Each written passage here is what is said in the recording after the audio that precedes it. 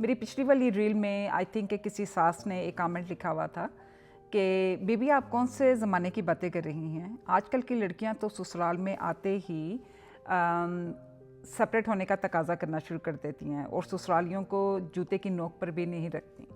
ہر تصویر کے دو رخ ہوتے ہیں، اس میں صرف ایک رخ جو تھا وہ میں نے ڈسکس کیا تھا، لیکن وہ بالکل ٹھیک کہہ رہی تھیں۔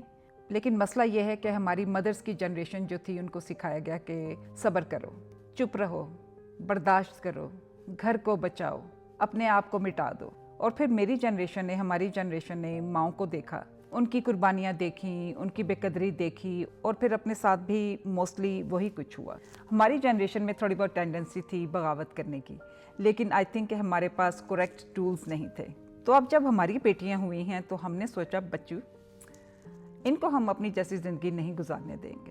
لیکن مجھے لگتا ہے کہ یہاں پر ہم سے کچھ اوور کریکشن ہو گئی۔ ہم نے ان کو آواز دینی تھی، لاؤڈ سپیکر ان کے ہاتھ میں پکڑا دیا۔ ہم نے ان کو سیلف رسپیکٹ کرنا تو سکھا دیا، لیکن اکاؤنٹیبلٹی سکھانا ان کو بھول گئے۔ ہم نے ان کو گھر لینا تو سکھا دیا، لیکن یہ سکھانا بھول گئے کہ گھر کو سنبھالنا کیسے ہے۔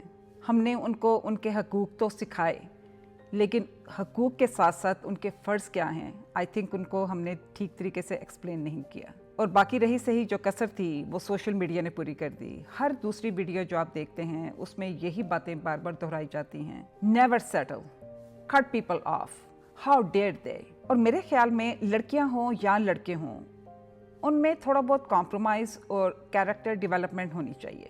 میرا خیال ہے کہ قصور ہماری ماؤں کا بھی نہیں تھا، اور ہماری جنریشن کا بھی اتنا زیادہ نہیں تھا، اور نئی جنریشن کا بھی اتنا زیادہ نہیں ہے۔